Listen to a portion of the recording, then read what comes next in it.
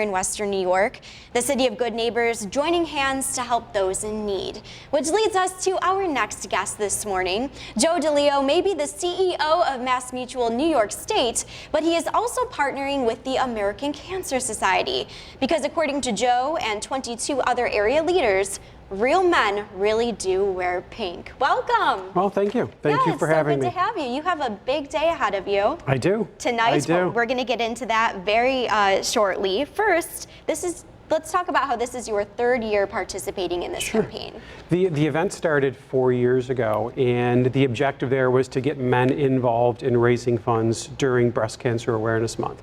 Because the reality is men are afflicted on multiple levels with breast cancer. So whether they have a spouse that's going through the disease itself and being treated, or the incidence of men actually being diagnosed with breast cancer themselves, as of last year in the U.S. was 2,500 new diagnoses, which is a very growing number for the U.S. So this was an opportunity for men to become real men for the month of October, to wear pink every single day, and to raise funds and awareness for cancer research. And all the money stays here in Western New York. So it's a great event, and it's grown for us over the 4 years. We started out with 11 real men. We're now up to 22 real men, as you stated, and it's a great event.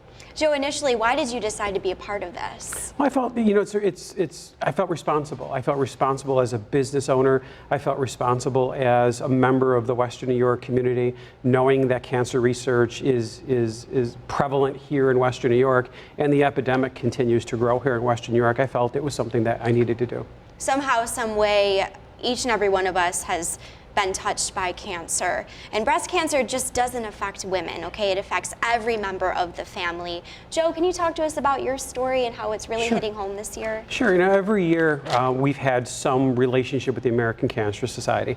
And each year it's grown in terms of us sponsoring events or being a signature sponsor for an event.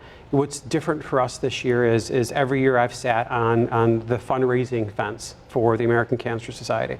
In general, on May 30th of this year, just 3 months ago, my wife was diagnosed with acute lymphoblastic leukemia, a very difficult leukemia, a very difficult cancer to beat. And she's doing a great job. And what I'm seeing, what's different for us this year is I'm now on the other side. I'm the person that is sitting out in the audience. I'm the person that's walking for somebody. I'm the person who is receiving direct result of the money that's being raised. So this year, I get to look at this event through two lenses. One is the person raising money, and then the person who appreciates everything that these sponsors do and everybody that raises money. Because I see what happens when you walk into Roswell. I see the faces of the people that are going there for treatment. I see the stress that it puts on a family.